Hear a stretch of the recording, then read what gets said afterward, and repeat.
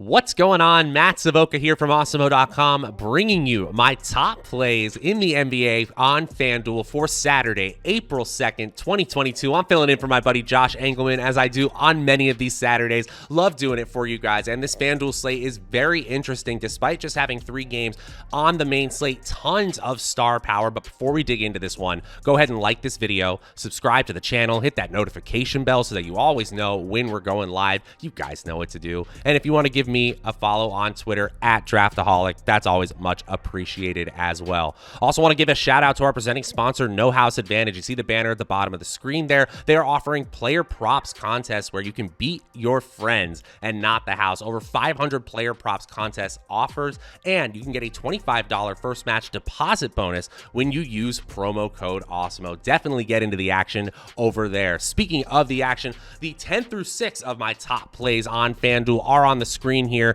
You see some star power here, even just a 3-game slate. There are 2 games earlier, but we're focusing on that 3-game main slate. You see a ton of big names here with a 32% chance of being in the optimal lineup. The Bulls, Zach LaVine, and they're playing the Heat. It's a really tough matchup. I don't think the Bulls have enough firepower to get this done. I think a big reason why is Bam Adebayo with a 34% chance of being in the optimal lineup. Might be my favorite big man on the slate, or one of them certainly for sure. Draymond Green right there with him though, a 34% chance of being in the optimal lineup, but he isn't even in the top for his team. That's because Andrew Wiggins has a 37% chance of being in the optimal lineup, tied for 6th with Kyrie Irving, who at 9,200, a 44-point median projection, needing about 60 to 65 points for you to feel really good about him in tournaments.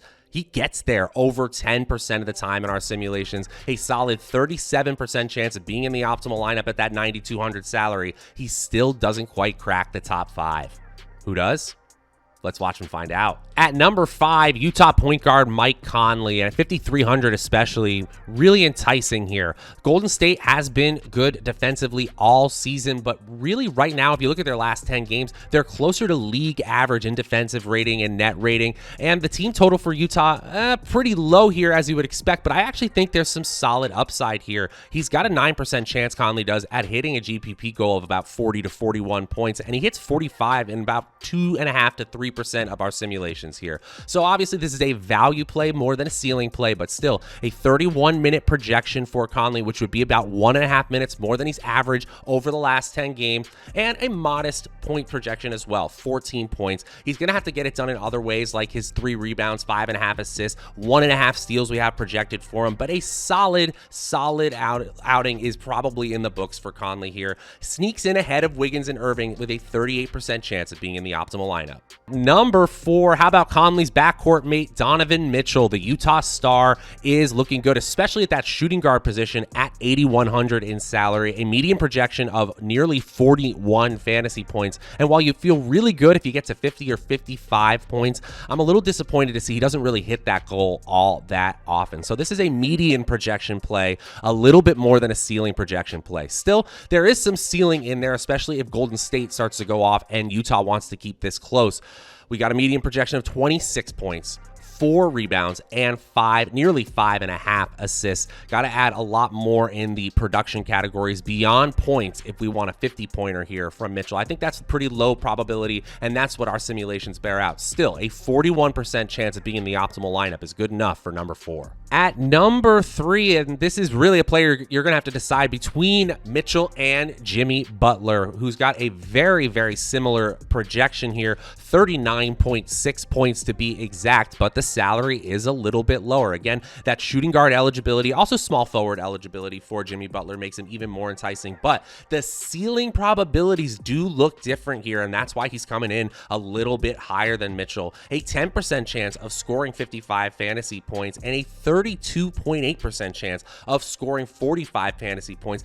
In a third of our simulations, he's scoring 45 or more points. That is the kind of security I like, and we've got security and ceiling here with Butler, who who gets it done in all ways on the court. 34.5 minutes is our median projection, about 1.5 more than his last 10 games average. About 21 points, 5.8 rebounds, over 5 assists, nearly 2 steals, and a 60% chance of a block as well. Jimmy Butler, a really solid value, especially on FanDuel in the optimal lineup 43% of the time. At number 2, Atlanta superstar TRAE Young. The point guard is 9,900 today on this 3-gamer, and he's got a median projection of north of 48 points. You need a ton of scoring from him if he's going to pay off at this salary, but it's absolutely possible. And what this optimal lineup percentage is telling us is that the salary is simply not too high. The injury scare isn't really stopping us here. We've got a minutes projection of nearly 37 minutes for TRAE Young and over 30 points, again, as a median projection for the Atlanta superstar. He's going to add a ton of assists as well. We've got nearly a double-double projected for him and 4 rebounds going on as well. So 1.2 steals, 0.1 blocks. If he adds that, now you're talking about a ceiling game nearly as a median projection.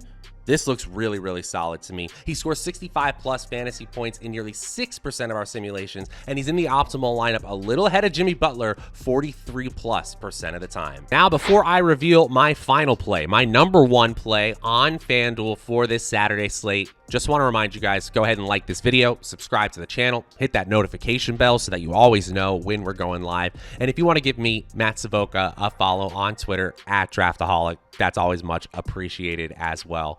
Also want to give one more shout to our presenting sponsor, No House Advantage. Check out the banner at the bottom of the screen. Use promo code Awesemo to get up to a $25 first match deposit bonus. Start playing those prop-based contests and beat your friends, not the house. They've got all those big prizes that you're used to, all the capabilities that you're used to. You can play on the App Store, on their app, or you can go to their website as well. So many ways to win over at No House Advantage. Okay, guys, let's get into my number 1 play for FanDuel this Saturday. And my number 1 play, especially on this main slate, it's not particularly close on FanDuel. Kevin Durant, 10,800 in salary, a median projection well north of 51 points.